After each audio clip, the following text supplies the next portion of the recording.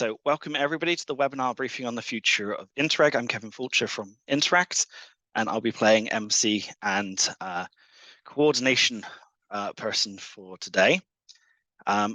We have DG REGIO in the room. We also have AEBR in the room as well. So Bektha from AEBR, and also if you can see orally in the room, you can actually see quite a few very dignified people who are here to help present the program on the future of the consultation.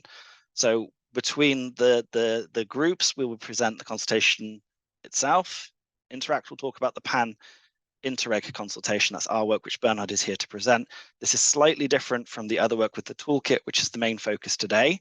And we'll talk here about the consultation that is presented to you and the toolkit, how IVY particularly can support us. And Bektha will also remind us, which is very important, there's also a webinar to explore this more fully on the 11th or 13th of December. One of the two, you'll correct me for which one was wrong. And then we'll finish with the Q&A.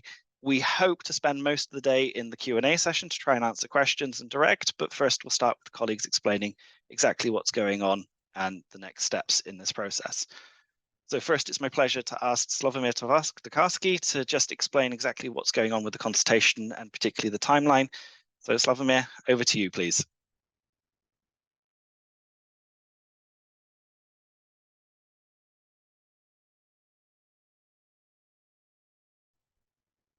Sorry, orally, Slawomir, we can't actually hear you at the minute. You're muted. Oh, you have to wish. Okay, now or we hear you now? Yes, we hear you now. Sorry, yes. Sorry. So thank you very much for good morning, everybody. Thank you for this occasion to talk to all of you and for this possibility to explain a little bit how do we see the process of consultations, what is the toolkit about, and how we can support you in the whole of the process. But before I pass maybe for the floor to my colleagues for a more detailed explanations, I would like to make a couple of points which I think is important also in light of the questions and then comments that we received from you so far. And I think one of them is why doing it now? There is a closure process. There is only the first year of implementation of the new program. 21-27, you have your hands full of work in front of you, and we are adding to that one more, which is the consultation. And I think the reason is simply that this is the timeline of the Commission's work on the future. The debate started also with mainstream programs already in spring this year. And the reason is that we will see the first draft of the new regulations for the new post-27 policy somewhere in the mid-2025. So this is the deadline that is somehow setting the steps that we are doing right now. We have to be ready by then with our ideas about how future Interreg should look like. And that also means that we need to have a good and convincing narrative, because we have the feeling that the budgetary context of the future negotiations in particular will be very difficult. Not only difficult for us, it will be difficult for all the policy instruments here in the European Union, but we see even today how difficult all the discussions regarding finances are. The discussion on the midterm review of cohesion policy is basically stuck. The new funding, which is necessary for the new tasks that we are faced with, are very difficult and show very pronounced distinction between net payers and beneficiaries. So all of this is pointing to the fact that if we want to have Interreg with substantial budgetary allocation for the post-27 period, we have really to make a big effort and come up with convincing and valid narrative. Just one more element that exemplifies, I think, the difficulty that we might have in the future is that we will be repaying RRF, and this repayment is around 30 billion a year. So we have to factor it into our thinking. We will have enlargement, we will have war, we will have migration. This is not going to be easy. So we need to come up with a good story about Interreg, and I think we have all the elements to have this good story. But maybe one element which came out of this toolbox quite visibly is this consultation of citizens, because we believe very much that this could be a key component of the narrative. This is something we are good at. We are possibly the closest element of cohesion policy, the closest element to the citizens.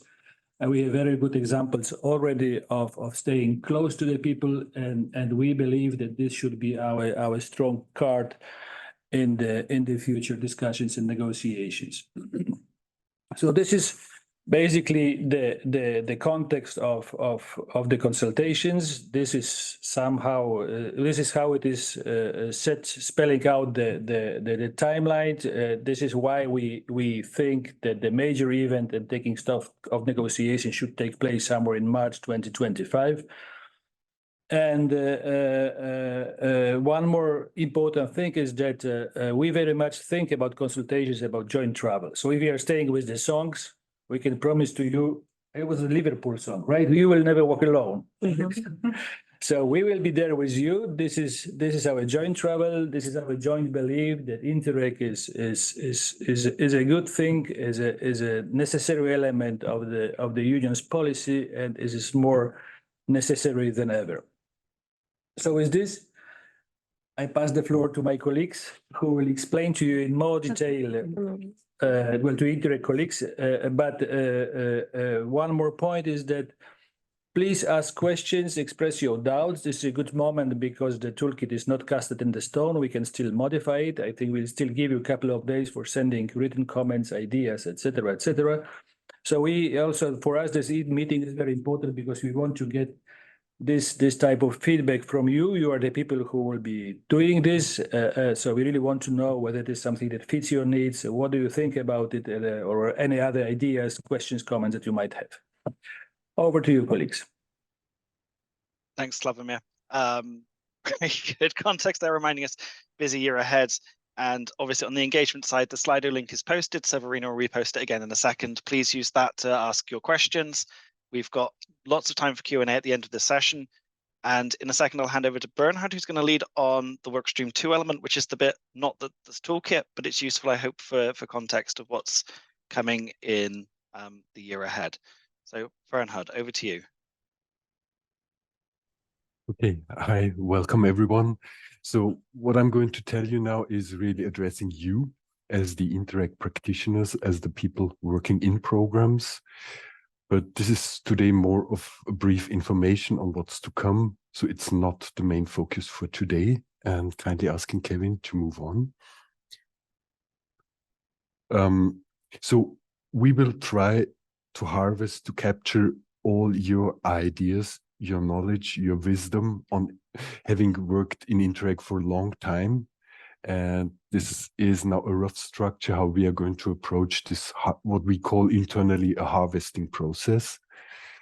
Of course, we have set up milestone events where we try to get as many of you as we can to exchange opinions, to share ideas, to see the diversity of opinions, options, and maybe ways to improve future regulation. First milestone will be the Interreg Knowledge Fair, which is going to happen 5th to 7th of March next year. Then we will have in late autumn next year another event which is focused on the future. And by March 25, there will be the official closure of the harvesting process, a major event, maybe most likely taking place in Gorizia, Nova Gorica. But in between these milestones, our major mode of harvesting will be that we will use each and every of our events, thematic sectorial events, to collect your thoughts, your opinions. So in each and every online webinars, workshops we're going to have, we will foresee a time slot to exchange views on the future, to get your feedback, to see needs for repair of regulation, ways to simplify things further on, etc. And I'm speaking on behalf of a small coordination group within Interact, consisting of Mercedes, Petra, Kevin, Greg, Marco. And of course, a part of our work is to observe what key stakeholders in the future policies are doing, such as, of course, the Committee of the Regions, the Council, the high-level group, etc. So this is also what we see as part of our job, to bring the opinions of these stakeholders back to you, to the practitioners in the programs, to foster the development of your ideas. Next, please. A bit more in detail, Interreg Knowledge Fair, I think registration option will be out in January, so quite soon. And we will dedicate an entire day to the discussion of the future, but most likely also a couple of sessions on the other 2 days to start exchanging on it. So for us, this is the kickoff and the start of the ideation phase together with you, with the people working in programs. Then another milestone will be an event co-organized with the Committee of the Regions in May next year, which is targeted to the regions we consider as multiple actors in Interreg. They are, of course, policy actors, but again, they are also working in Interreg programs as managing authorities, as they are beneficiaries, etc. So this will be another event.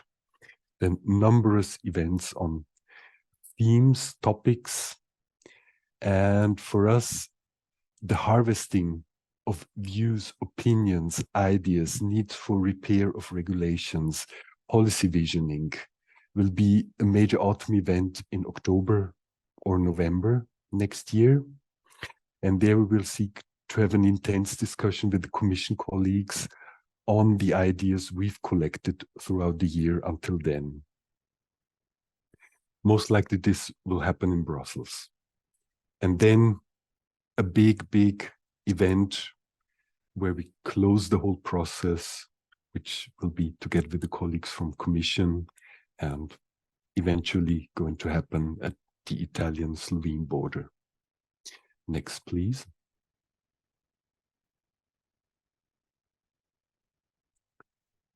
Yeah, as I told you, key purpose of the IKF is ideation, brainstorming, sharing. And to use the opportunity, we hope that we will have again more than 200 people representing hopefully the majority of programs, and we want to hear your opinion, your diverse ideas. We want to see if we missed something in our considerations. And of course, we'll present in a bit more detail how we are going to approach the intended coverage of all the topics in other thematic events that are going to come. Next, please. And at the end of the process, in late autumn next year, we want to show to you what we harvested. We want to validate it with you. We want to hear the feedback of Commission colleagues. And of course, we want to do kind of a check and prioritization with you as a large and hopefully very diverse group.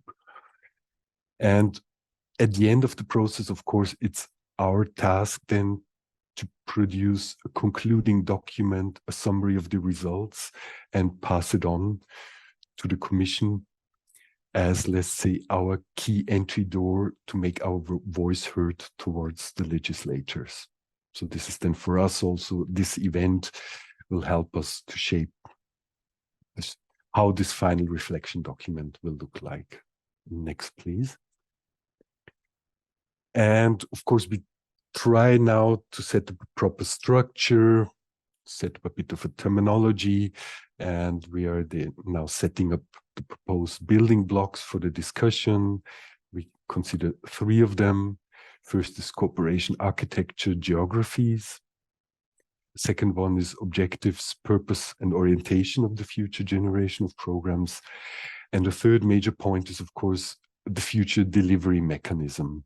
So to make things faster, simpler, more client-friendly. And I think this is about where we stand. So there's a lot of planning going on behind the curtain. And with that, I would like to close my quick run through our plan for next year. Thanks, Kevin. Back to you. Thank you very much, Bernhard. That was a walkthrough of what's called Workstream 2, which is a sort of inter-program consultation and kind of how we work together in the regulations from our side, which is obviously slightly different from what I'll ask Nathalie in a second to speak to. I think the camera is just refocusing on her as we speak, which is this kind of program own consultation. So Interact, obviously here we listen with a rapt attention as well, because this also applies to us. We will also have to think about our consultation with our stakeholders. But Nathalie, first, maybe you're going to talk us through the timeline and the expectations. And then I think in a second, Simona will come in and explain a little bit more about the toolkit itself and how that can be used by programs. So Nathalie, over to you. Thank you very much, Kevin. And good morning, colleagues. Good morning, all of you. Very nice to see so many of you online.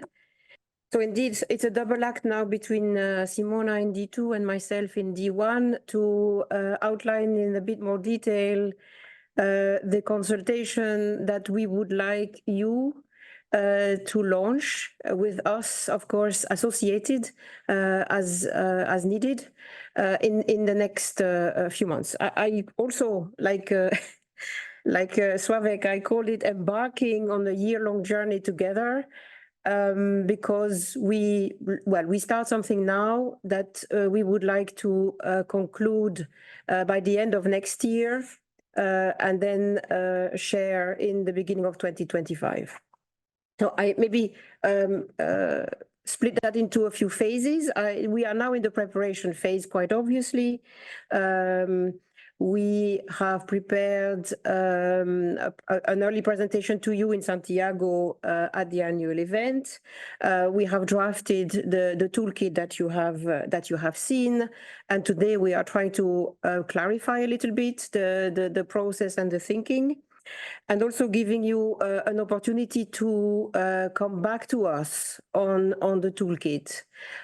We agreed, I think, internally that if you can, by the 8th of December, send us reactions and comments to the toolkit itself, we will then try to finalize it, lock it, if I may say it like that, and make sure that it is at your disposal from the middle of December. And then there will be, of course, a seminar on IVY that we also mentioned. I will leave Bektha to explain. So we think that before Christmas, the preparation phase will be complete. And then we can move to the second phase, which is the implementation phase. And that's really a year-long process. We see it very much as a unique opportunity, not only to shape Interreg in the future, but also to communicate, we think, on what we do in Interreg, what you do in Interreg, its relevance and its value. We should not see this exercise as a separate, external, additional burden, but much more as a communication process in 2024. So during 2024, we would like you to use the toolkit to get inspiration on how you could consult both your main stakeholders on the one hand and citizens on the other hand. We are very aware that the different types of programs will maybe have more difficulties to do one or the other. For instance, the toolkit already recognizes that cross-border programs are smaller, more local, involve citizens, for instance, in small project funds, people-to-people actions, and it might be easier for them to consult citizens than it could be for transnational programs. But as Sławek said, the toolkit is not written in stone. It's very much a guide that we are giving you, and of course we have some flexibility in that. So all along the way, we also changing the rules of the volunteer youth, Interreg Volunteer Youth initiative, so that it can become a useful additional support for you in this process. So that's for 2024, most of the year. And then we move into a kind of reporting phase. We're asking you, if possible, to send us the results of your consultations by the end of next year, by December 2024. You will see in the toolkit that we have provided some templates for harvesting, as we call it. Pretty maybe of a buzzword, but you know what we mean. The reason we've done that is because we need to aggregate results. So we need to be able to make sense of all the proposals, suggestions, bright ideas that will undoubtedly emerge from this process. It would be very difficult to aggregate if everybody did their own thing differently. So we're asking for, you know, a core set of questions to be used by all programs if possible, so that we can compare results and group them. Simona will give you more on that. And then the next step, I would call it the sharing moment. That would be for March 25, venue still to be confirmed, but probably, as already explained, Italy-Slovenia border. And there we really want to have a moment where we really listen, where we take stock of all the voices that will have been expressed during the process.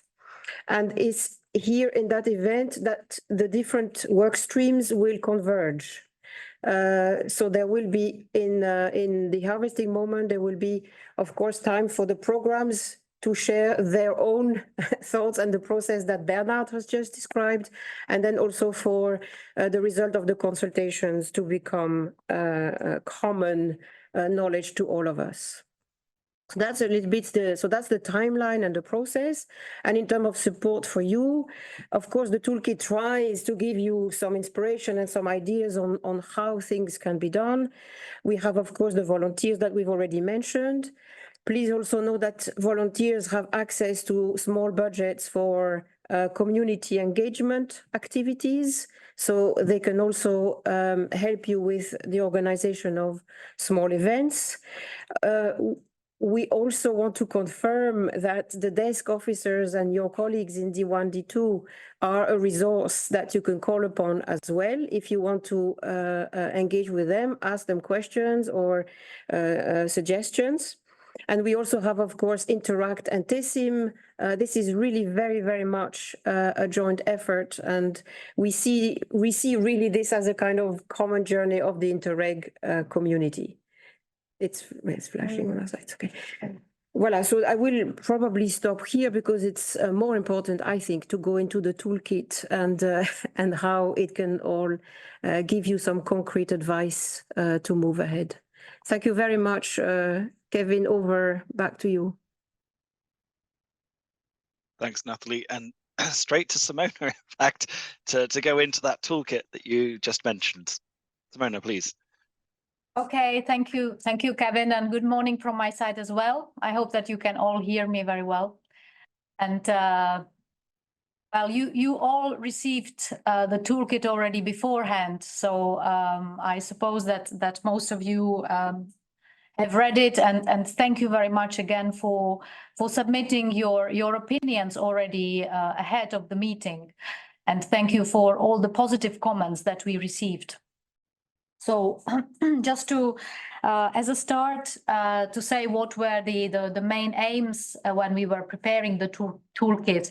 So obviously, we are aware of the fact that this is not completely your daily business to consult, namely the citizens, even though for the consultation of stakeholders, we do believe that during the programming process, this is something that you have already been doing. But namely for the consultation of citizens, we thought that it would be useful to offer you something, a very simple, ready to use and flexible tool that you could take and use, make use basically up to your needs. That means that as you have seen, the toolkit contains some core elements which we consider important and on which we would like you to get feedback.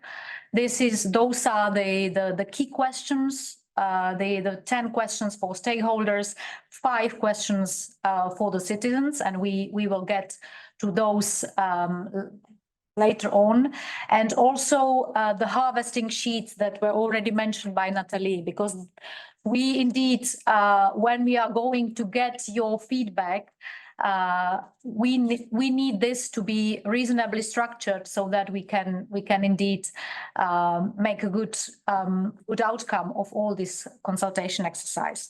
So, but at the same time, we did not want to overburden you with a lot of text and a lot of details. So this should be, the idea is that it is as simple and as flexible as possible with the core elements, but with a lot of flexibility, meaning that and that has already been said, that the questions or the stakeholders, they can be adjusted to the needs of your programs. We are aware that programs are very different. They are different across the strands, across the types of the territories they cover. So you are indeed invited to adjust the toolkit to your needs as necessary. If you can switch, Kevin, to the next slide. I don't know if it flashes as well on your side, but here it does. Quickly on what does the toolkit contain and how you should use it. As you have seen at the beginning, there is a part which covers the basic information about the consultation. We have been, as Slavek referred to it, and Nathalie as well, so I will not repeat the timeline and all the other important basic information about the consultation. Then there are the list of the 10 questions for stakeholders and 5 questions for the citizens. And the harvesting report template. The biggest part of the toolkit is obviously on the different methods for consultations that you can use. And we try to as well put together the pros and cons of the different methods, and also in the annex you will find examples of these different methods that were already used in some of the Interact programs. So we very much invite you to take inspiration of what already exists, what has been used elsewhere and what worked well. We are very much aware that not every program will be able to do all sorts of consultations or all the full range of all the methods that we are proposing. But again, here the idea is to offer you something useful that you can take and choose what is appropriate for you. And as well, you have the key types of stakeholders and groups, also sorted by the types of programs. So namely for cross-border cooperation, you have stakeholders which we consider as key, like, for example, EGTCs that you should not really miss if you are a cross-border cooperation program. But here again, for the final list of the stakeholders, those should represent those that you consider as essential for your program, to basically to identify the needs and the aspirations of your program's areas. Let's go into the list of the questions just to remind what we have come up with. So the 10 key questions for stakeholders. As you can see, our idea was not to get too technical. It's not about not really about so much the delivery mechanisms. It's more the big questions. What is the potential? What is it that you like in Interreg? And what is it, or the stakeholders, what do they consider that is working well and what is not working well in terms of themes, in terms of strategic thinking?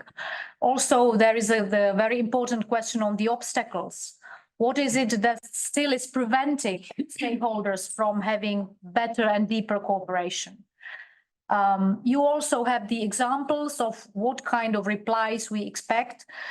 It will also be, of course, very important if you are speaking to stakeholders who are not familiar with Interreg, and that is also true for the citizens, that you make an appropriate introduction.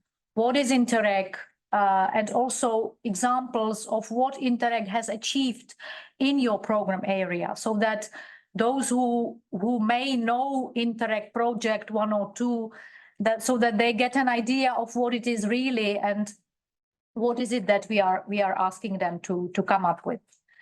We are also asking the stakeholders about those who are familiar with what Interact does. What do they think about the key novelties that we introduced this time round? There is a number of them: the Interact specific objective on governance, the territorial work under policy objective 5, and simplified cost options, all the other things. So we also want their feedback on that. As you can see, we also ask one of the question of infrastructure. We are very clearly aware that this is more for cross-border cooperation than for the other strands, or for maybe for outermost regions. But this also these kind of questions that should generate a more creative thinking with the stakeholders. And maybe this is one thing that we would like to stress, that you should, in your process, you should try to be creative, out of the box. This is not a technical, administrative, bureaucratic exercise. This should be really something which should be also amusing and bring benefits to you and to your programs. So that's why the very last question, which is common to both stakeholders and citizens, on the project of your dreams. Let's go to the 5 questions for citizens. They are only 5 because the idea is not to overload citizens.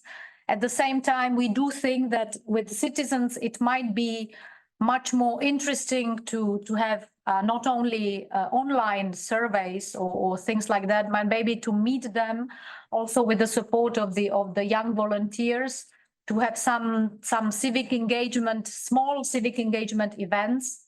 We are, of course, aware that this is easier to be done, for example, for smaller programs, cross-border cooperation, where you are closer to the citizens. But here, we think that around these 5 questions, you can have a very interesting and rich discussions and can get very interesting insights. But at the same time, you will promote your Interact if you do that among the citizens. So for the questions for the citizens, we try to be as less bureaucratic, also in the jargon that we are using. And this is, of course, as well a plea for you to not to use the bureaucratic and administrative language, but to try really to reach out and to communicate well.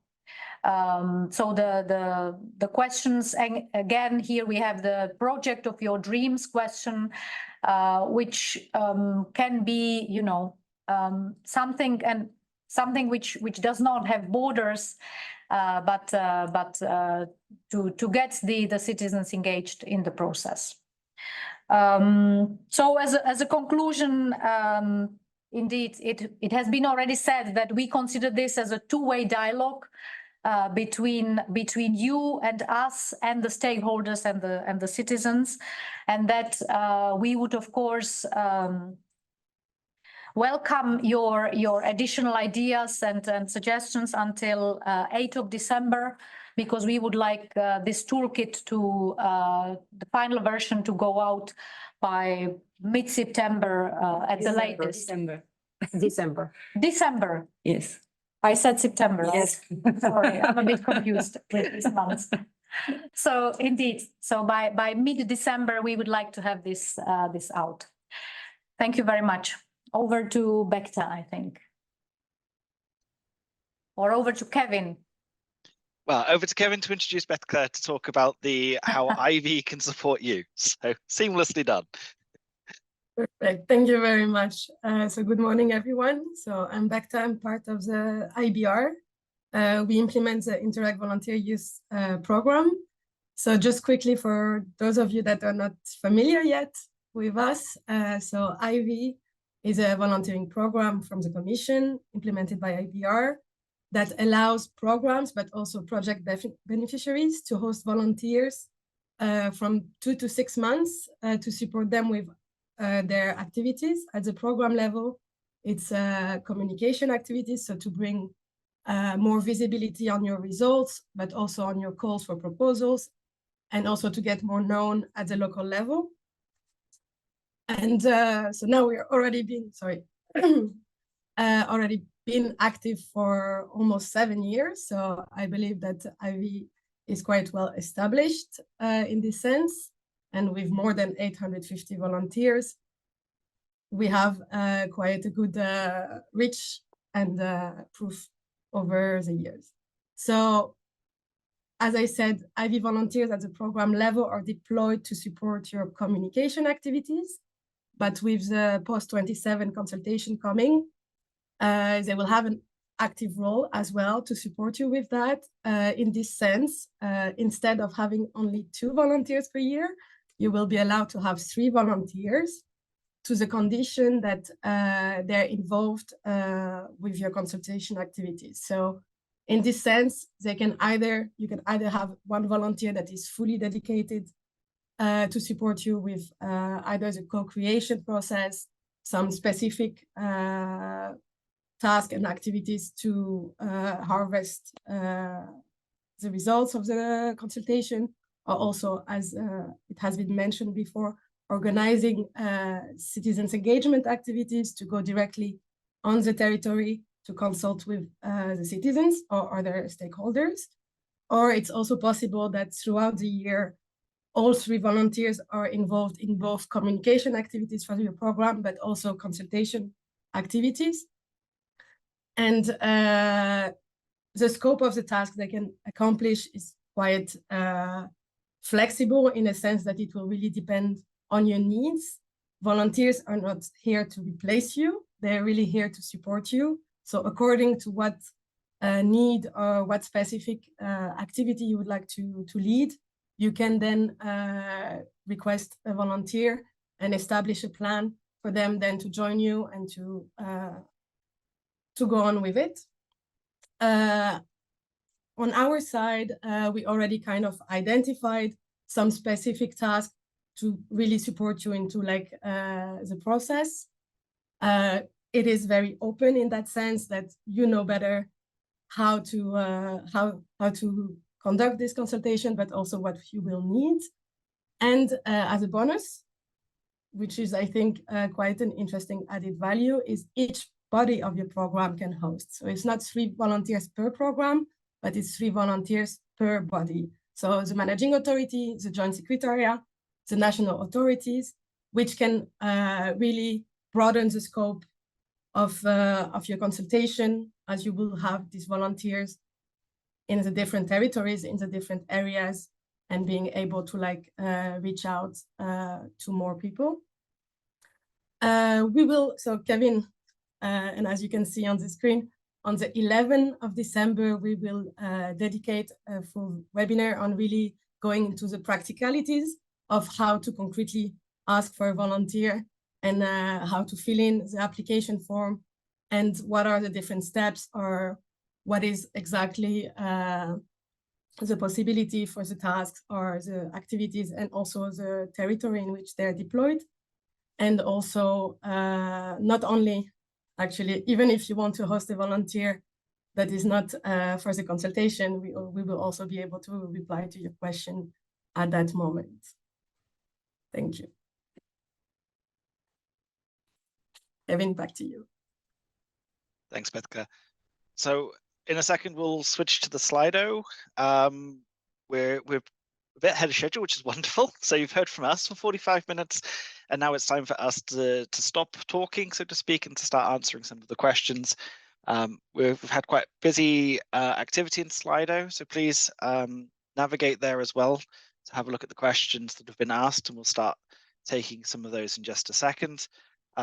But just kind of trying to give an overview if I can, appreciating it's a busy year ahead. We're never walking alone. And together we'll do this two-way journey. One of the comments that came through already about the proximity of Interreg to citizens, which I'm sure we'll talk about again in the Q&A session.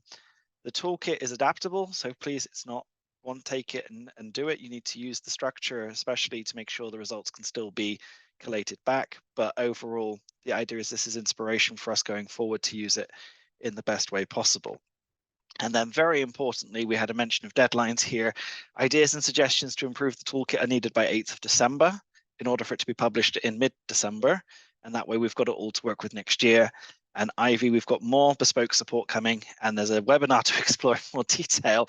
And I'm sure everybody's ears picked up at the small budget point as well, where I'm sure we'll get some more information there about how that can help, particularly with the financial challenge of running some of these engagement events as well, which I know is coming through in the question and answers, and we'll go directly there in a second. So please do navigate now to the Slido as well. We'll share on the screen.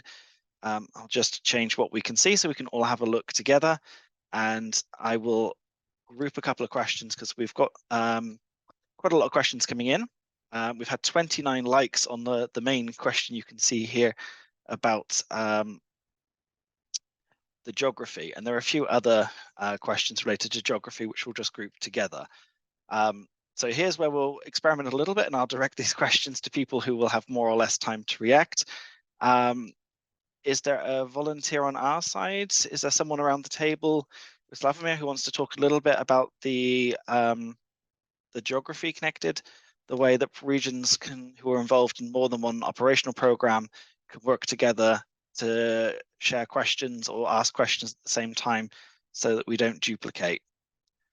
And that's the start of a few geographic questions which we'll put together. Yes, right. I think my instinct would be to say that if this, well, overlap is always partial and the programs have different content and different focus. So the replies should be different depending on which program we are talking. So my instinct would be that it makes sense to ask because then you will get an insight into what each program is doing, how it is doing, and what it should do, and in this sense, I don't think that the questions could be asked only once and then mechanically applied to both programs. I think there are also questions a little bit, if I see the one on the most important, we're making the case for Interreg. I think you know it as well as we do, but I think that first of all, I think the case for cooperation in Europe of today is perhaps more visible than ever. And whatever we take, if we take what is going around Europe right now, if we take the economics, the fact that right now we are talking about globalization, which is shrinking, coming back to Europe, reshoring, doing things together. So I think there are all those elements which make cooperation really stand out and highlight the role of Interreg. And this is also on a more human perspective, in a sense that we see a lot of divisive politics in Europe, and we believe that this message of working across the borders should really sound more louder than ever, and it is something that really people look at with hope, with enthusiasm, and this message of solidarity and empathy. I think we should really put it up front. Also, the closeness to the citizens. I mean, on one hand, this is a sort of motto of what the European Union is doing right now. We are looking very much into policy making, into citizens panels, and we repeat all the time that we should be closer to citizens, which is not always the case. And I think here, first of all, we have a lot of good examples in Interreg, and some of them you can see in the toolkit. And we shall play this card that these programs are so close to people that people should be involved in what they do, living the fact that the next year is the year of democracy, if I remember well. So it should ring the bell quite well. And then you have all those elements that you know very well, removing obstacles to European integration, removing reasons for people living in border areas being discriminated.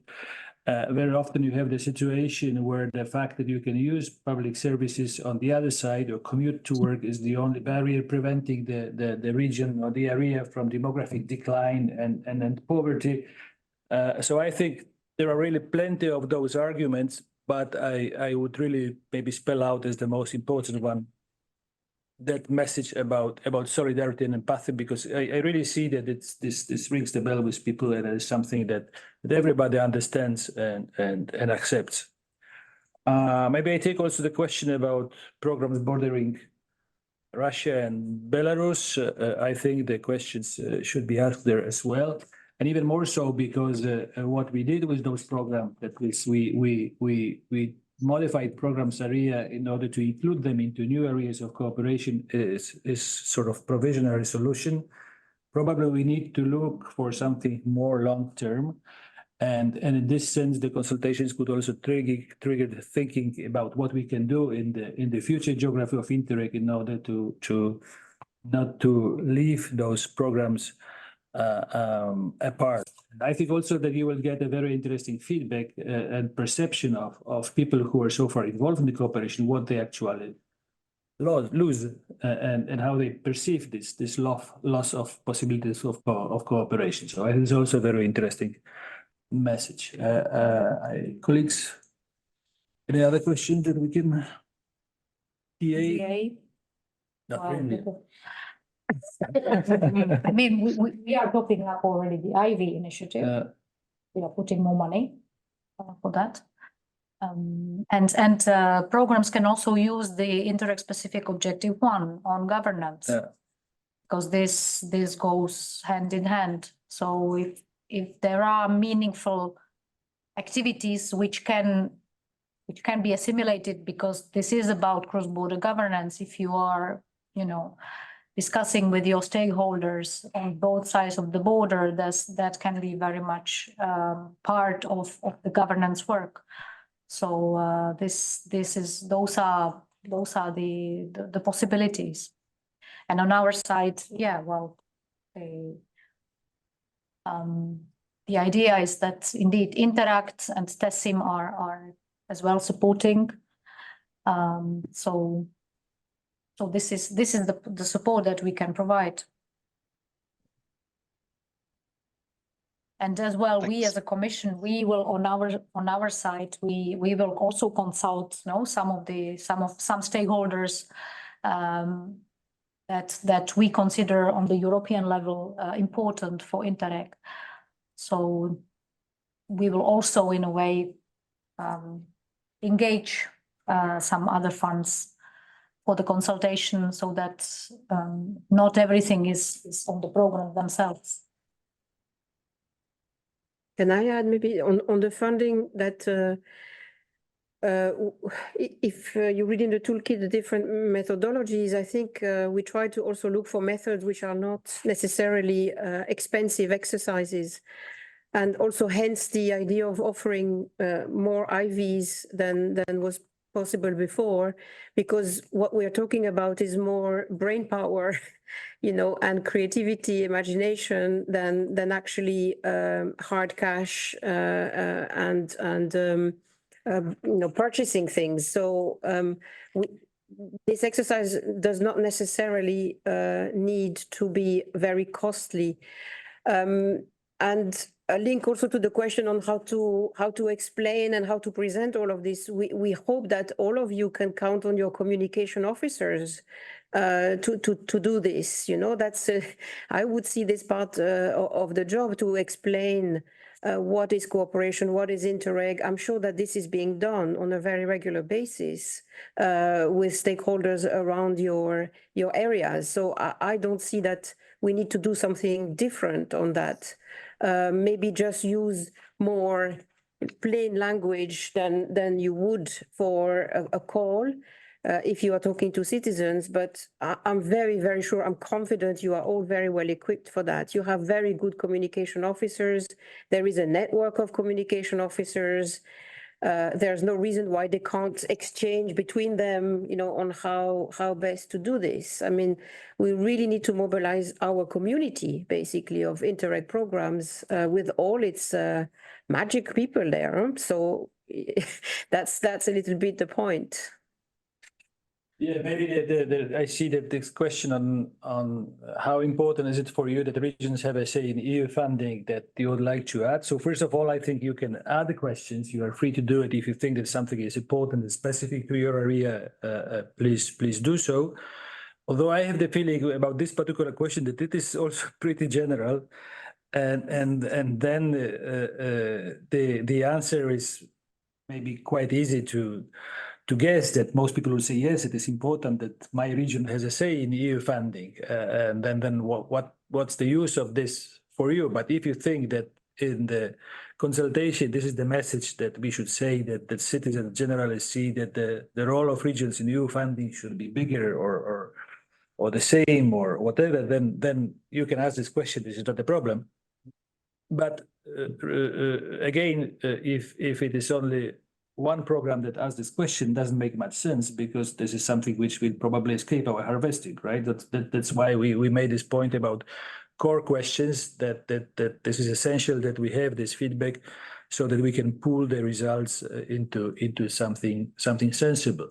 And then explaining the reasons for the consultations to organizations and citizens, well, I think you simply say that there is a next generation of programs that will be in place on their territory, and we want to know what the expectations are. And I think you have a series of different techniques of consulting citizens, and I think at least some of them are enumerated in the toolkit, and they range from a simple online questionnaire, which you simply start explaining in a very simple words what the program is doing in the area, and then it doesn't really matter whether person had a contact with Interreg or not, because the question on what they see is the most pertinent for working together with the neighbors across the border in the area where he lives. I think it's engaging, and you will get an answer even if somebody didn't have the contact with Interreg so far. And you can move also to a more sophisticated techniques if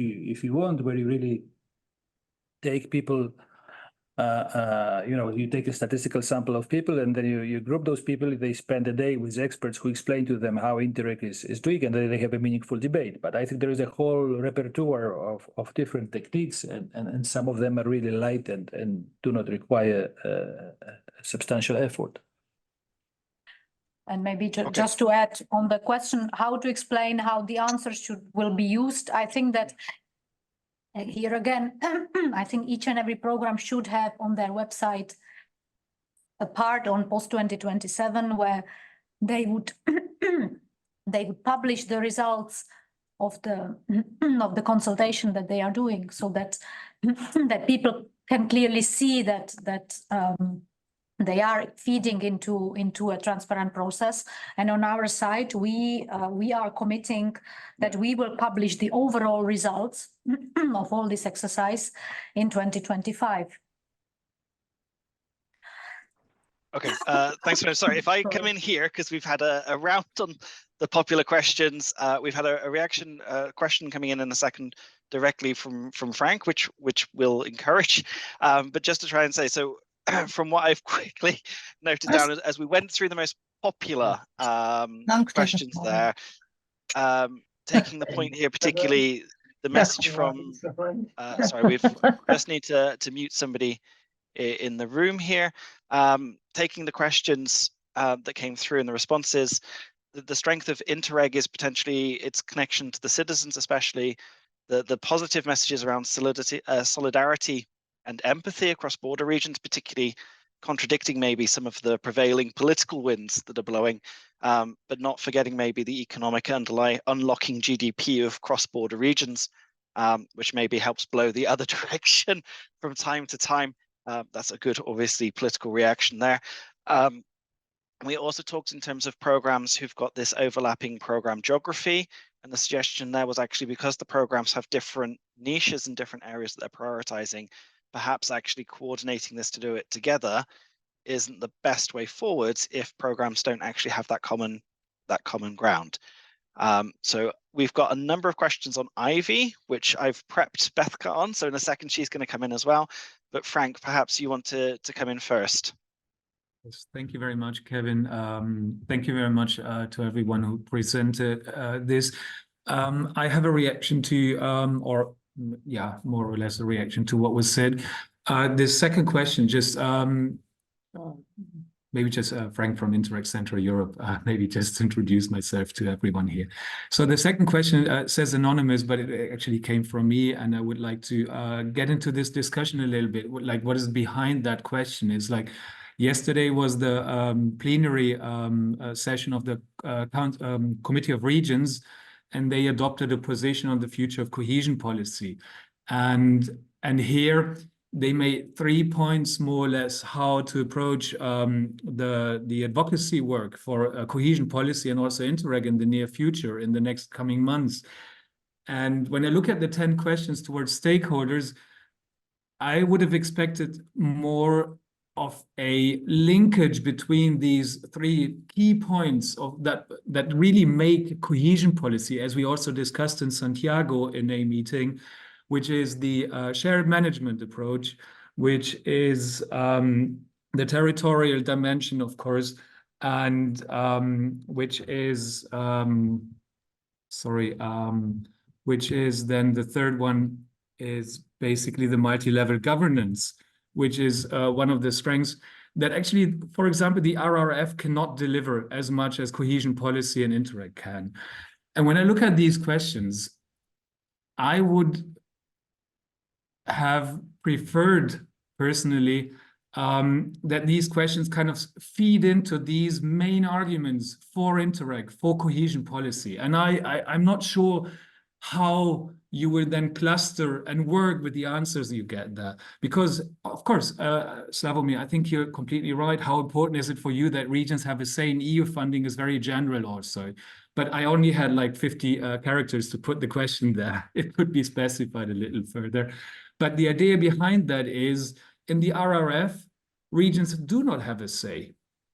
In the directly managed funds, the regions do not have a say in how the funding is spent, where you put the money, how you spend the money. And I think we need answers from the citizens and from the stakeholders that this is really important to them, because then you can build pressure on the policymakers. I believe that that this is something to consider, that they cannot just overgo Interreg and just neglect cohesion policy as a whole. So this is the idea behind that. And maybe rather than having 10 concrete questions, maybe, I don't know, the toolkit is out now, but to give more of an information like into what strategic arguments are these questions going to feed in, and then we could think about maybe rewording them according to our specific contexts, just as an input, just as a question. Thank you very much. Thanks, Frank. The one sentence, the question here is kind of the way the toolkit can link to the wider cohesion policy, the strengths of Interreg versus the weaknesses of Recovery Resilience Fund. If I can sum it up that way, obviously you said a fair bit more and had a bit more context to it. I don't know if anyone wants to come in immediately on that now, or if there's a moment to kind of consider our answer, so to speak, while I put Bektha on the spot. No one's unmuting, so oh no, there we go. Please. Yeah. I think that the point that Frank made is certainly valid. There is this ongoing discussion also we are well aware of about RRF and cohesion policy. And indeed, RRF, as the perception, is working well, and many member states appreciate the way it works. But it's clear that it's deprived of regional element and also to a large extent deprived of cohesion element. So these are those features, those cornerstones of cohesion policy which lie with our ambition, which we are good at, and which we should ensure at all costs that these are continued. But I'm not sure whether we should really mingle citizens into this debate, which is rather political, and I would expect that it is also the program themselves that would drive the debate in this direction. I would have the feeling that we are somehow not fully transparent with the citizen, which might not be really grasping well the difference between RRF and cohesion policy and shared management. So we are asking this question in order to use it in the policy debates. I have the feeling that it is maybe not entirely fair. So again, why I see clearly the point and the need to make the argument concerning the role of regions in the policy, I would rather say that it's a political debate where the programs themselves should be visible. And I also believe that the same message will come from the mainstream programs, by the way, and in a very forceful way. And also we have a question, what currently works well in this cooperation and should be preserved or reinforced? And why not asking stakeholders to be very vocal on that, to say what works well is the governance. We think that this is something which should absolutely be preserved. Thanks, Rich. Bram, is your hand specifically on this point or is it on something else? It was not specifically on this point. I do agree with the conclusion, though it's a very valid question to ask. But as Nathalie says, there are also ways to kind of bring in this topic in the questionnaire. So, which I think would be useful, but it was not specific. Okay, perfect. So I've got 5 questions in the Slido, and I'm going to try and keep us sticking to the Slido. Hands in the room are fine and welcome. If you do put your hand up, I'm going to ask you just to explain what you'd like to come in on. You can message me privately on that just to try and help the flow and manage the conversation so it works. We do want questions, we do want interaction. It's not that we don't want it, but we've got 5 different questions on IVY. So I'd just like to close off a few questions to make the Slido slightly easier for me to run. So Bektha, to you, please. We would like a bit of information that there are enough IVYs available for this. There's a question on who's funding the hosting of them, what the profile is, and the kind of time frame that's involved in this, especially given the consultation is the focus of them. So if you could try and answer all of those, that would be great. And it would make my life easier in terms of the number of questions in Slido, which we still look forward to, and we will resume a live share in a second. I've paused it at the minute just to try and help the conversation. So Bektha, over to you, please. Okay. So we'll start with the most difficult one. Concerning the number of volunteers available, in this sense, there is a whole pool. Any young person aged 18 to 30 years old, a citizen or a resident of a program area is eligible to be hosted as a volunteer. So this is, I would not know how many young people are out there, but they're out there. In a sense that how we reach out to them, there is 2 options, either through our own database. We already have a database of young people that expressed their interest into being a volunteer to support Interreg. And there is also the other alternative where when we publish a mission that is available, we do look into the areas of your programs, but also through universities or Europe Directs or other youth organizations where young people that would match your needs are available, and we contact them and we advertise also the mission for them to apply. We also, of course, appreciate your own support to reach out to your own stakeholders and advertise your placement. So that's a way how we reach out to these young people. I believe this question might not have been asked, but it will make sense. Between the moment you apply to request a volunteer and the moment they're actually with you, it usually takes about 4 to 6 weeks, in a sense that we look with you into your application, what are your needs, understand the profile you're looking for, and then the moment to take on the administration. And this actually answers the question of the funds. We as IBR take care of all the administration to cover them for insurance.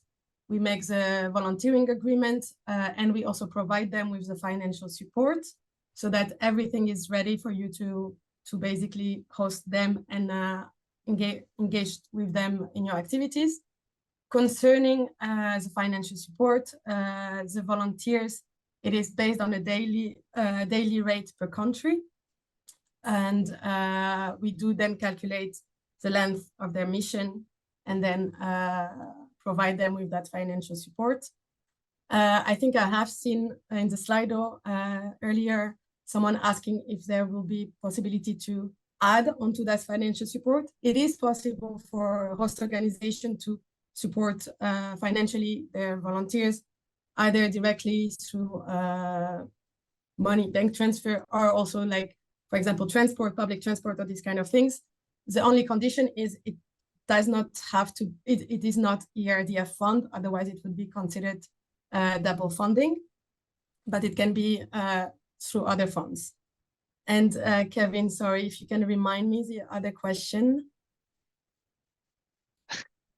The profile, did you? Oh yes, you the profile. mentioned how the profile is slightly different from the usual volunteers. Yes, so the profile, well, it is really defined by you. The profile of the volunteer is really defined by you, depending on the activities you would like to have them involved in. You can specify which language you would like them to speak, to which level of each language, which maybe what is their previous background, in which experience do they have, or what type of specific skills, especially, for example, in the case of IVY reporters in program, as they're involved in communication. And now in consultation, you can also, they very often have very broad skills in graphic designs, in social media, in communication campaigns, video content, also more journalistic backgrounds. And depending on what is the specific need, you define the profile, and then we look into the candidates. And then what happens is, like, we receive the applications and we shortlist the candidates that we believe fits the most your needs. We send them to you, and you can review the different profiles, and then you can organize a meeting with them to discuss each other's expectation and how they can actually support your activity in the future. And once you have chosen your volunteer, they will be then deployed within a couple of weeks. Perfect. Thank you very much for dealing with 5 questions and helping me clean the Slido. We've gone back to a live share, so you can now see the questions coming in. Please do keep reacting. We've still got about 45 minutes, so we'll clear some more Slido. We may have time to open up the discussion again a little bit more, and we'll see how we go there. I've taken a couple of admin points to try and deal with direct, easy answers. So starting with, does the report have to be written in English? Will the toolkit be available in other languages? I'm looking here towards Simona and Nathalie, maybe, just to confirm. My understanding is it's English only, and obviously as it has to be collated back from all the programs, it will have to be collated, I think, in one language to keep things simple. But obviously I would expect that doesn't mean you have to consult in English, you just have to make sure you put the answers back into English. I know national authorities and delegations, sorry, but delegations. Oh, we've unfortunately just lost your audio link again. So if you could just unmute yourselves. Yeah. Kevin, we were consulting each other, don't worry. We were just making this sure is the theme that of the day, you is don't good have 5 consultation. different voices here. So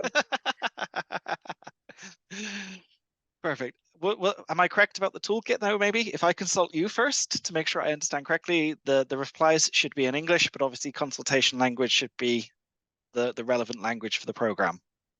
yes. Yes. Excellent. The toolkit will be in English because we don't have, unfortunately, neither time nor resources to translate.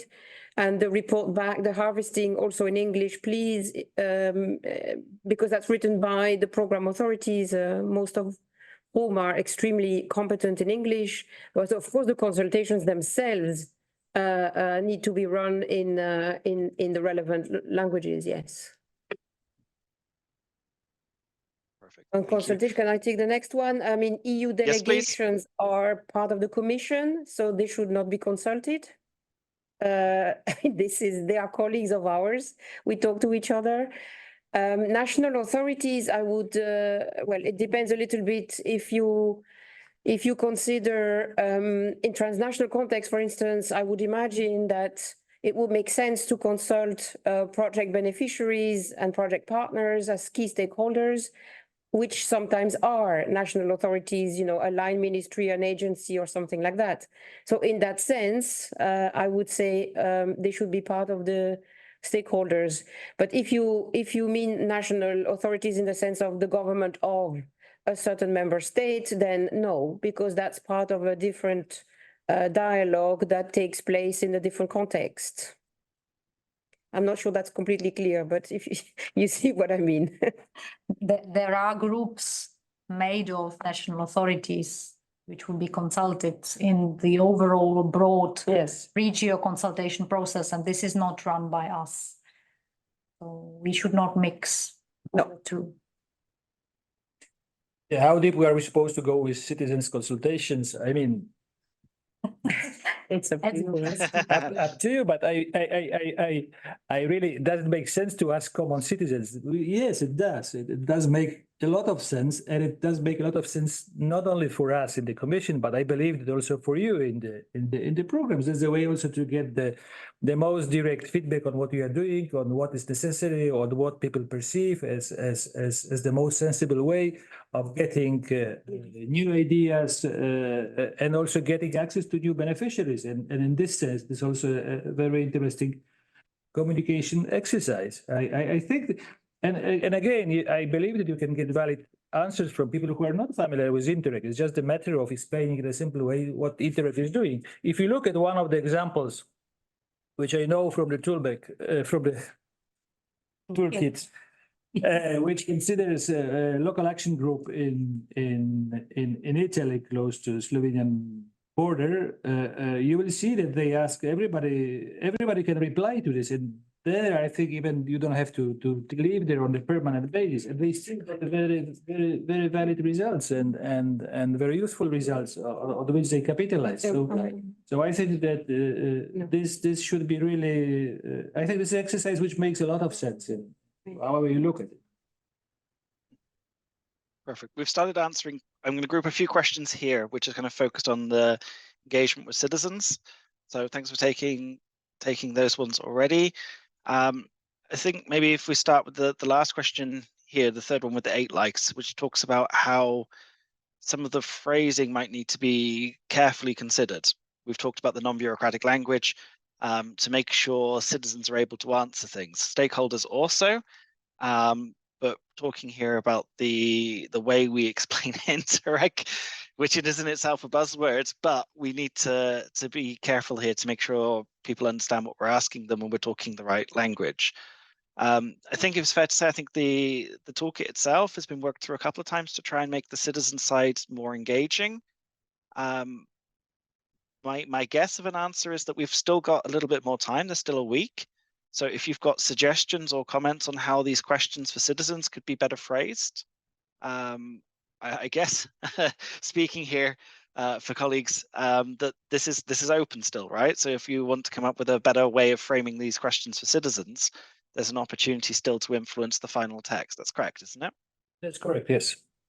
It's true that we did not provide the introductory text on what Interreg is, but we do believe that this you can do yourselves very well. And anyway, we understand that these questions will be translated into your languages. So, so in also considering the different methods of consultation, you can adapt the language to be sure that people understand. I'm also thinking that maybe there's a way Interact can help here by if someone wants to volunteer to translate, we maybe can host somewhere on our website the translated questions you're asking. We have, obviously after the event, we send out our evaluation feedback. Maybe if I have a few moments to think about how we could facilitate that perhaps, and then program to translate into one language, maybe if they're willing to share. A similar arrangement with GEM's license agreements where they've been translated into different languages, that might be something we can offer to support. And Bektha, you've raised your hand to come in on this point, maybe. Yes, if I may add my little added value. We have mentioned previously that IVY volunteers have the possibility now to organize multiple citizen engagement activities, and in this sense, hosting a volunteer for the consultation can actually help you in reaching out to the citizens, rephrasing the questions to match more the area or the target group that you have, because those volunteers are engaged out of civic engagement. They're interested in the topic, but they're also outside of your bubble of Interreg in a certain sense. And they can come in with these fresh ideas and this, like, how this question that is maybe more general can be more deepened to actually create this dialogue and harvest the opinions from the citizens in a more broader way. Just adding my little promo. Ignoring the most popular questions, to connect it to that, maybe there's a platform could be established along organizing a series of events where young people might present their ideas. This maybe is something which Vesna, you're waving at me at this point. Was this from you? Yes, do you want to just contribute here? You've asked previously to come in, so I'll let you do that. Yes, hello to everybody. Vesna Vukosav from Serbia, control body. What I actually wanted, what somebody here asked why we would go deeper into asking citizens. Well, I think that is actually the main idea, because they are the main beneficiaries, and the value of these Interact programs and projects is actually placed for the beneficiaries' sake. So for me, that is not a question whether should we ask them. I think that yes, we should ask them, as more I would even focus more on younger, that we should focus more on younger generations.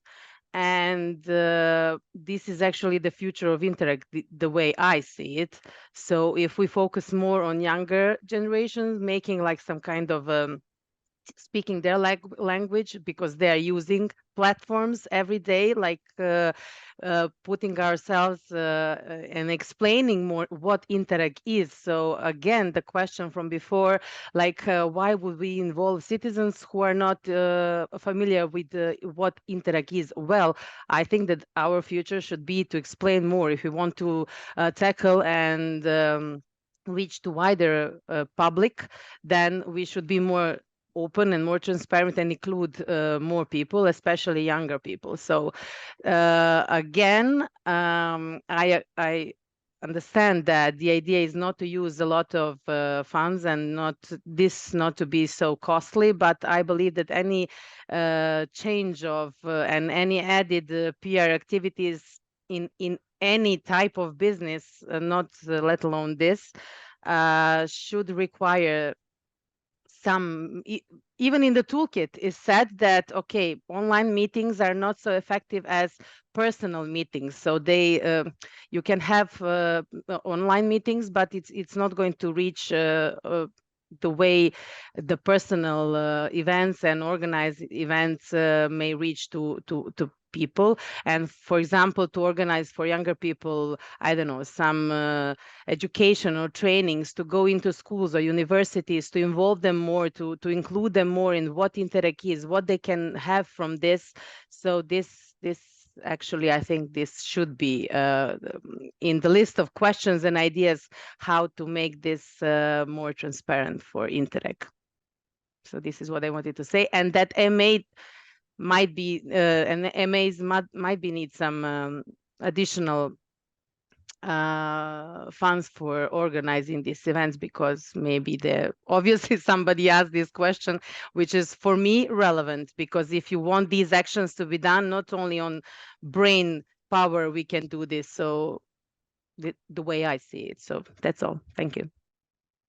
Thanks, Vesna. So a nice focus there, an additional challenge for us to think about youth engagement and a program of that, as well as we've talked about the importance of citizens. I think we're all agreed that it's very important that citizens are involved in steering, but there's potentially more there. I'm being waved at by Nathalie, so I'm going to stop talking because this is my hint to be quiet.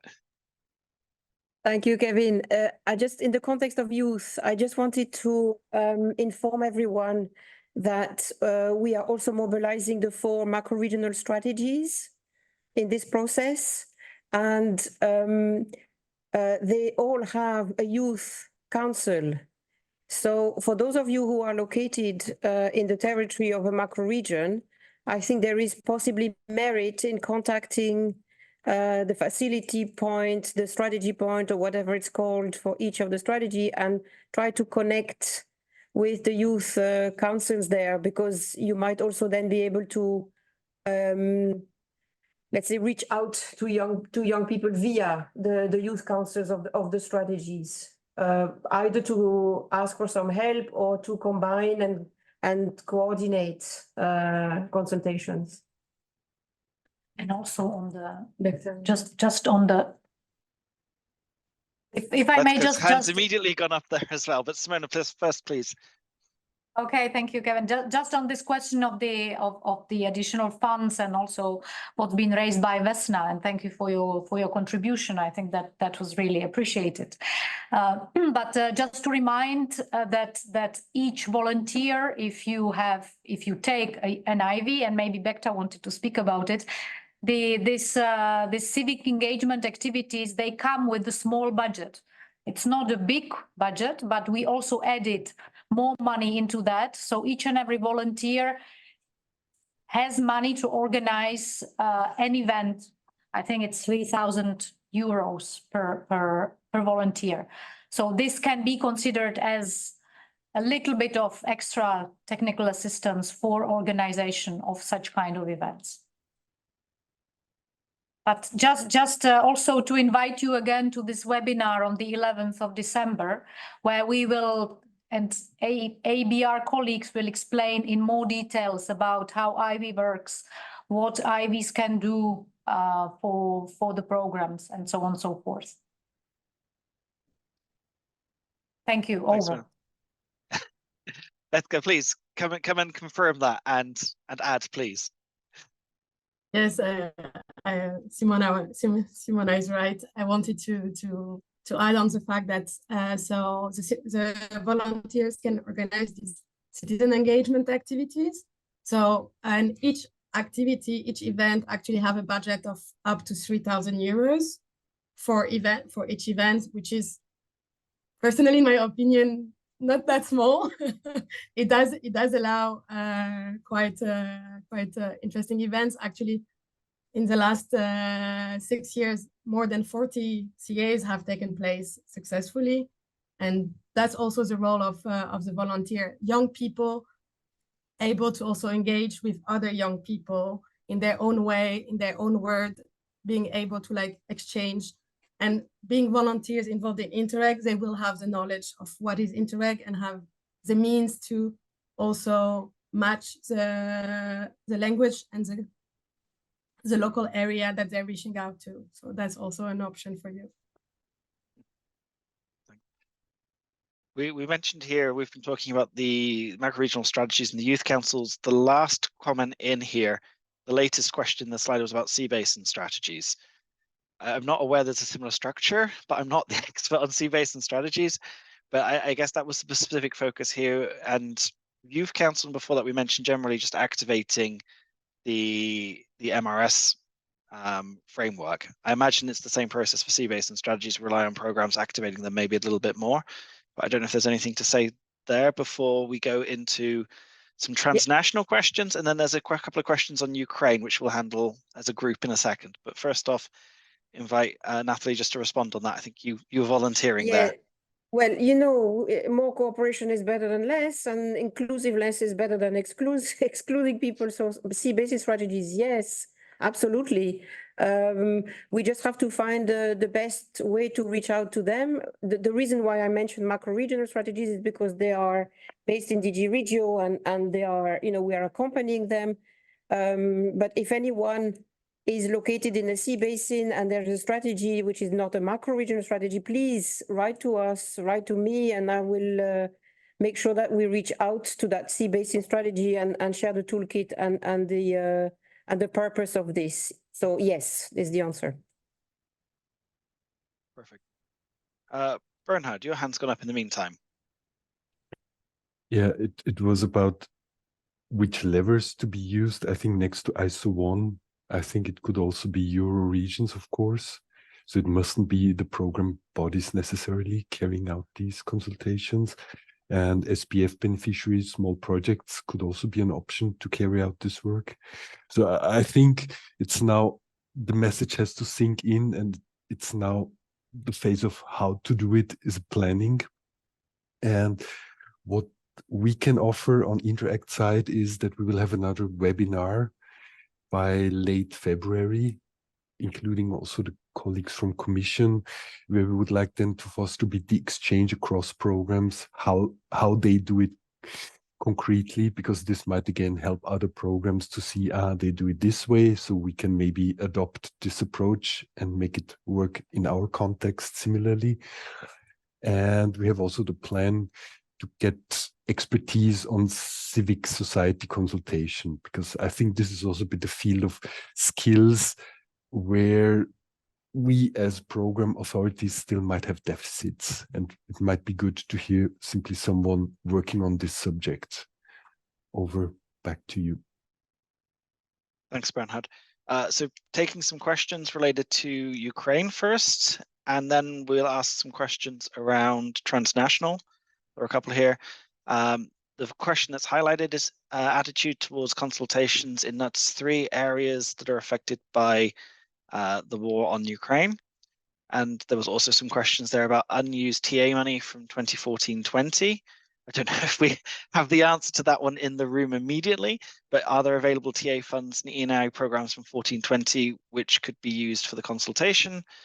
And then questions just around geographies, I guess, can you be flexible? Some programs, they have more spaces than or more NUTS 3 regions than they used to have.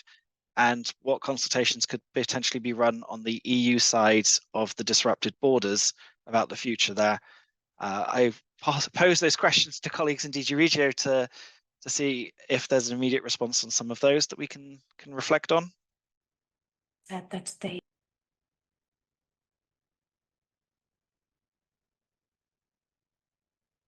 For Ukraine, I think they should be, well, as I mentioned, this what we did so far, this has been a provisory solution. And we said also very clearly, and we met all those regions that were affected by changes by the discontinuation of programs with Belarus and with Russia. We also told them that they should be thinking about the longer term solution, and this longer term could be also a new program or something different from what we proposed so far.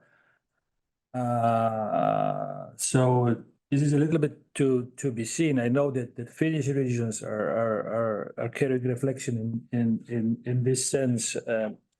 So I think those areas should be consulted as well, because there you have citizens who have also their wishes and their needs, and probably they will really feel the burden of the closed border and lost cooperation opportunities. So they have something to say. I'm not sure whether they can express themselves about the new programs in which they participate, because this is probably too short a time. They will be right now. I think first calls for proposals where those new areas that joined the programs will participate. So I'm not sure whether there is enough experience, but that's a little bit also for you to judge, I believe. No. Thanks. Marco, my colleague, you've raised your hand with a particular interest here, working on the Interact side here, but also with your background, I guess, working in one of the affected programs, in fact. So please.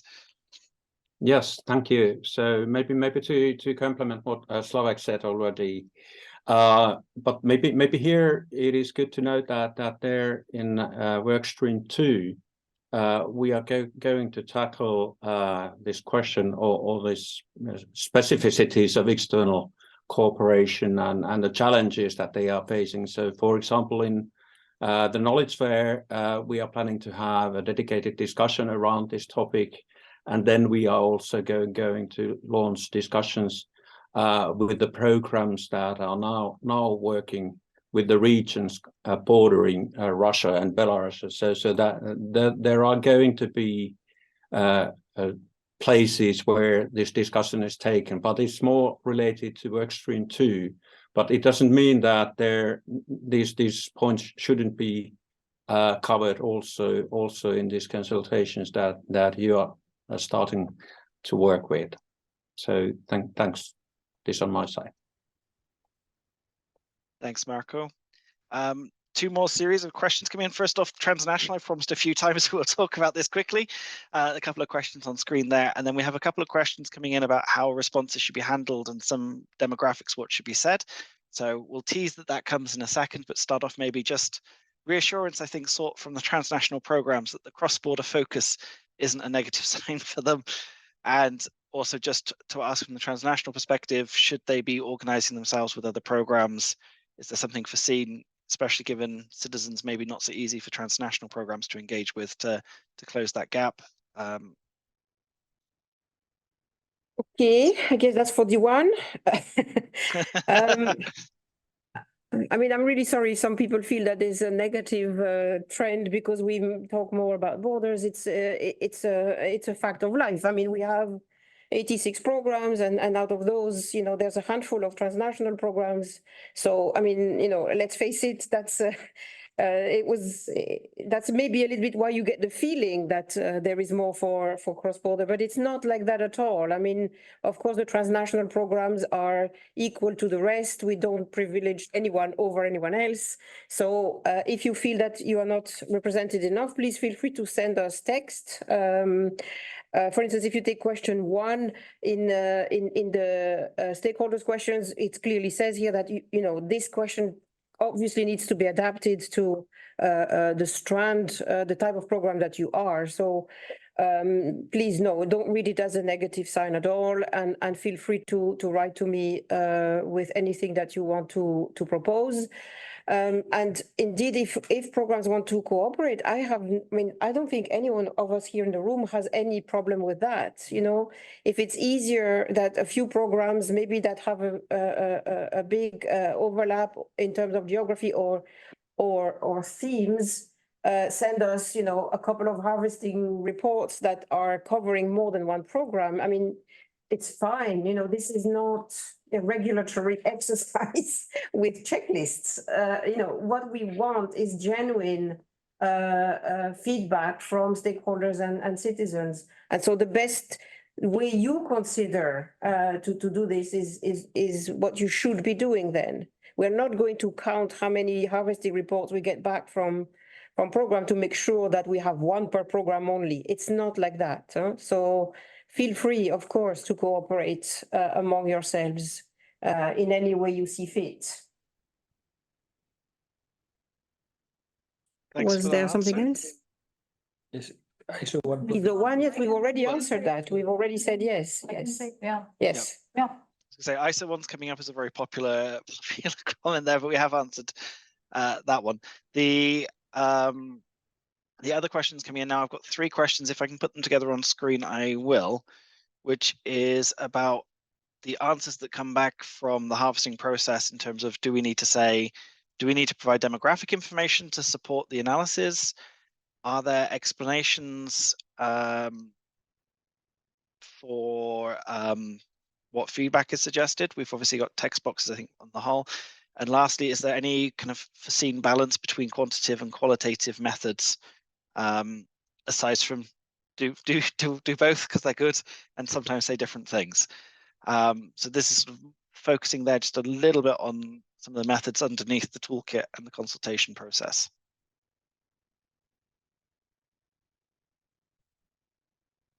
And I'm looking towards DG here. If someone wants to come in, just explain if there's any expectations here on these points: demographics, quantitative, qualitative, and what sort of feedback we're ultimately looking for.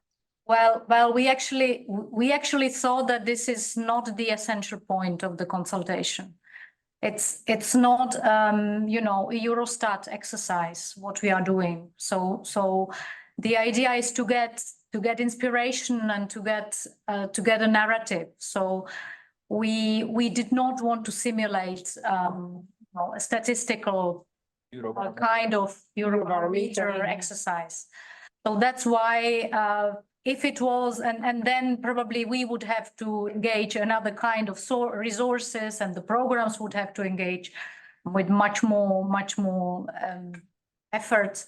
So for this type of exercise, we thought that it is not really essential to know who is the respondent. It's not that idea. It's really to get 3 innovative thinking and good examples and evidence on what is it that people consider as their needs and aspirations. Yeah, and I think also from the point of view of citizens, this is more attractive if we ask them these 5 questions, which are a little bit designed to captivate their attention and to also, cause emotions like the project of your dreams, etc. So they will be more prone to answer in comparison to the situation where on the top of this, they will get 20 different questions regarding their socioeconomic status.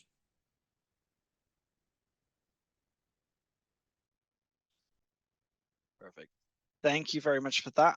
I'm just looking at the Slido here. I think we've covered most of the questions in some form or other already. So maybe unless there's a burning question in the room, a last inspiration or someone who really has something burning to ask, we've kind of covered there, I think, the major questions that have been coming through. So with that, we close the Q&A, unless, again, someone has a burning intervention point now that is absolutely desperately coming forward. And we just kind of now focus a little bit on what's the next steps. If you can hear me clicking away, it's frantically negotiating back to the point we're supposed to be in the presentation. So I will now reshare, and in a second we'll share as well the evaluation link from Interact side. But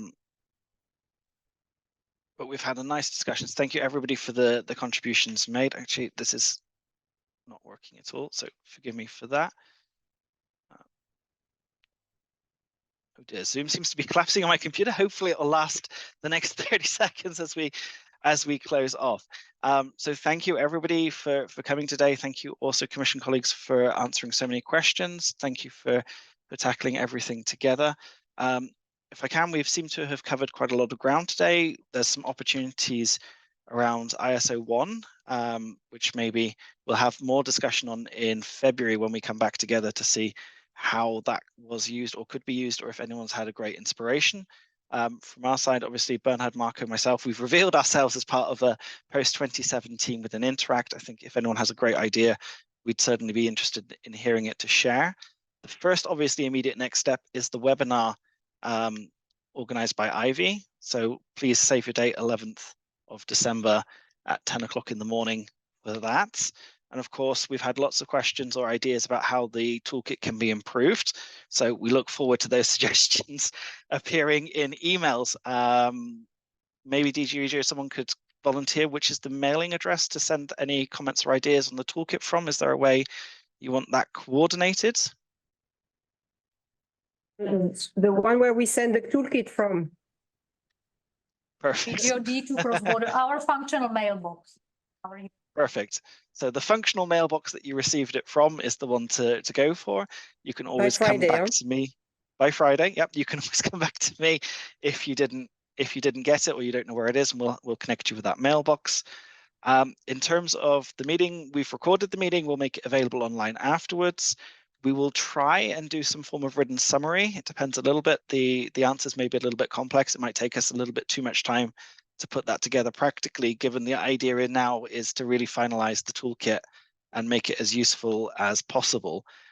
So please comments on that by the 8th of December, so next week Friday, so that we can finalize the toolkit. I say we, it's a royal we here speaking for DG REGIO, can finalize the toolkit for mid-December, and that way we can launch in the new year, hopefully the consultations.